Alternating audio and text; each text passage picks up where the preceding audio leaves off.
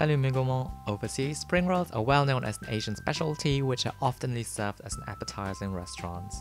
When I go to an Asian buffet, they usually serve those deep frozen Qingdao spring rolls, which have a nice crunch to them but otherwise lack flavor.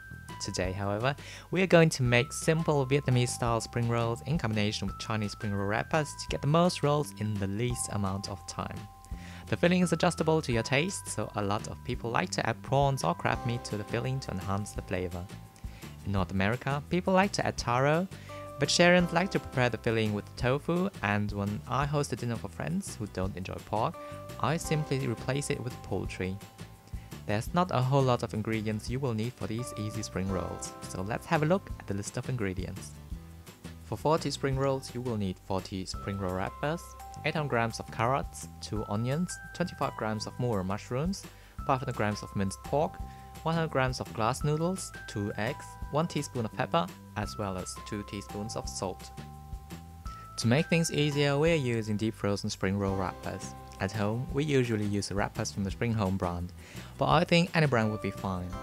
Leave the bag on the table at room temperature for about half an hour and you should be able to safely peel off the individual layers.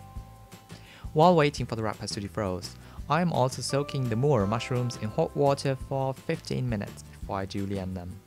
The onions should be cut into little squares, and as for the garlic, you can either use a garlic press or just finely chop it with a knife. Last but not least, the glass noodles. They also need to be soaked in water until they have softened, before they are cut into bite-sized pieces. This time I'm using pork mince, but as I have already pointed out, you can also substitute it with tofu or poultry mince.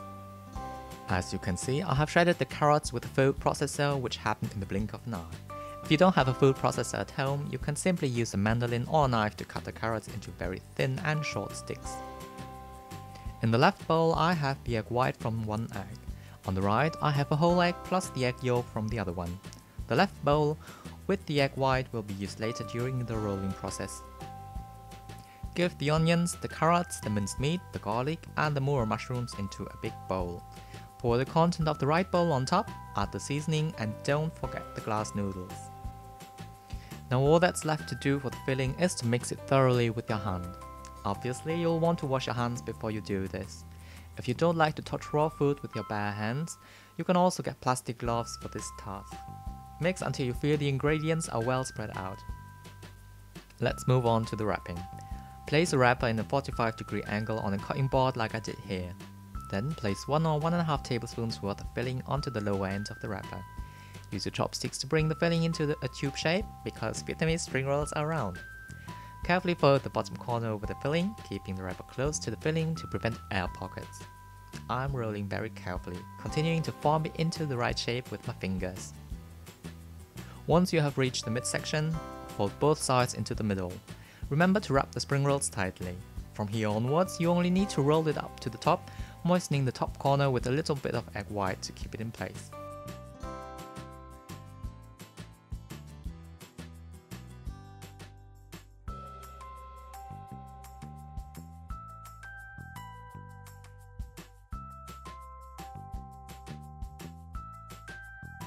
And that's how you roll a Vietnamese spring roll.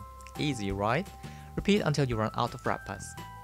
Now we're going to fry the spring rolls. Heat up some flavor neutral oil like canola or sunflower oil in a pot over medium to medium high, depending on how hot your stove gets.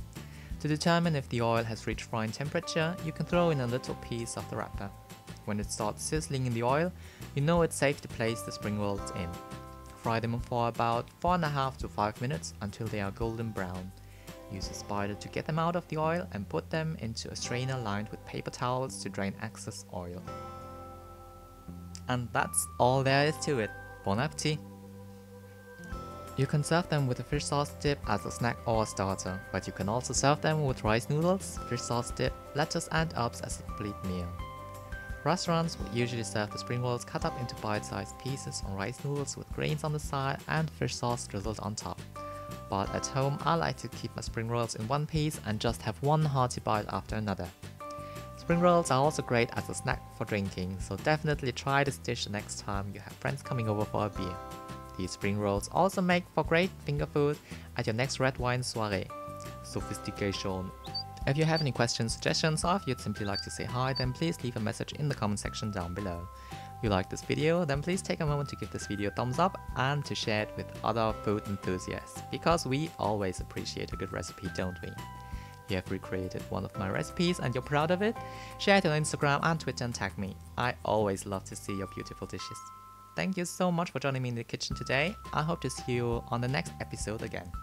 Remember to subscribe to my channel to stay updated on new recipes for Asian cuisine and international patisserie. Thank you so much and see you next Friday. Probably.